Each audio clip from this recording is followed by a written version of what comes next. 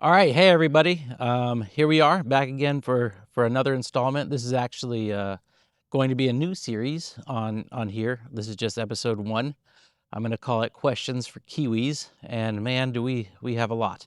So we've only been here about 5 weeks now, roughly, and we are getting ready to close on our house here in just under 4 weeks. We actually went unconditional today, so very excited about that. And realizing that there's probably a lot of small things that locals know that we just would never probably think of coming from the U.S. So this video is going to be pretty simple. We need your help. Without further ado, here are some questions for Kiwis. And I'm asking because I don't want to act like I know exactly what I'm doing. As far as our home, we have bought a lifestyle block, as anybody who's been following along knows. So my first question is, what's one New Zealand household or lifestyle block thing that new arrivals, I would say, get wrong? Like for me, heating is one example we're unsure of how to deal with.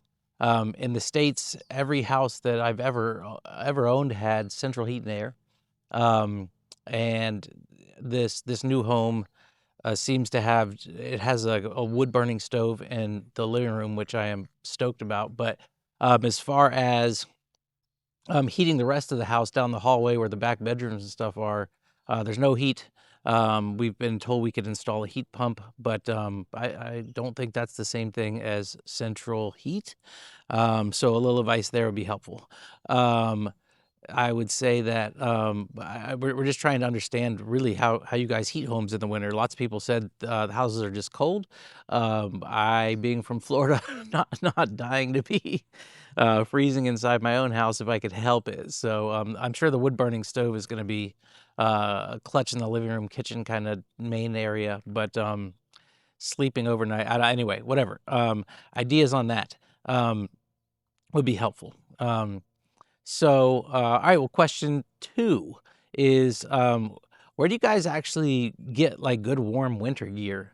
We have seen and keep hearing about possum merino socks and warm clothing, and we have seen it and felt it and like it. But the only places I've seen it so far are like tourist shops almost, like inside the gift shop at Hobbiton, or we were over at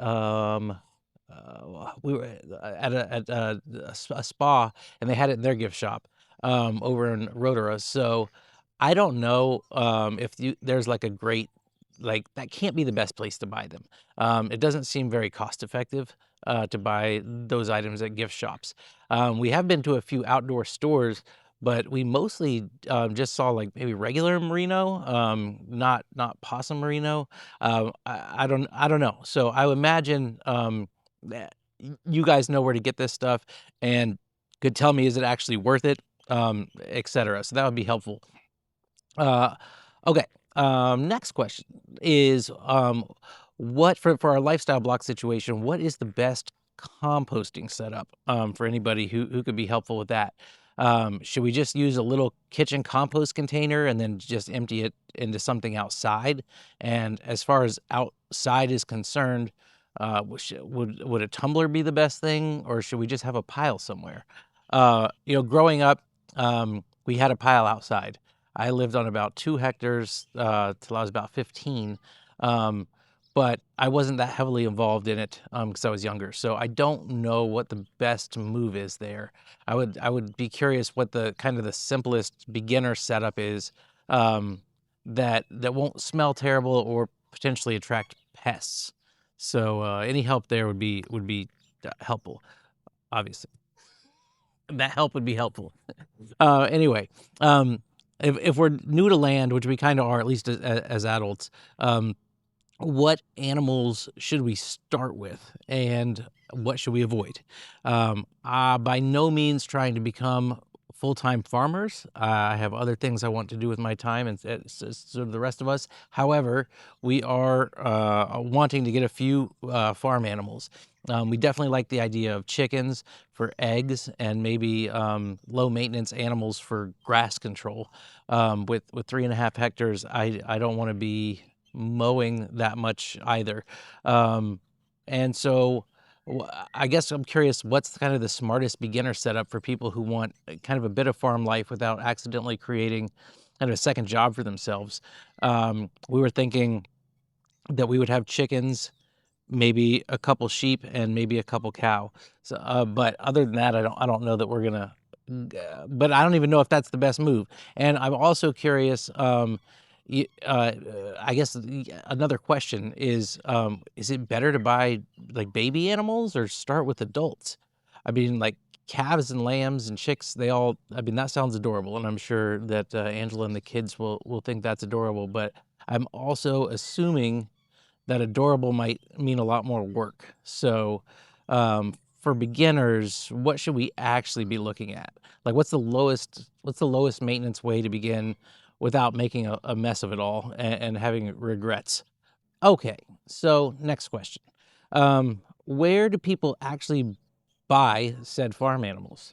Do you guys go through local farmers? Do you get them from breeders? How do you know somebody is reputable before bringing the animals home? Um, I don't have a massive trailer. I don't know how you'd even get a full grown cow to your house. I could purchase a trailer, obviously, but I don't know if they can be delivered.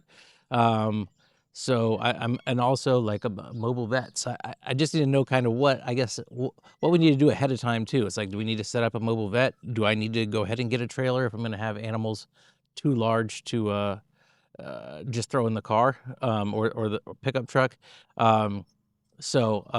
Anyway, help in those categories would be stellar.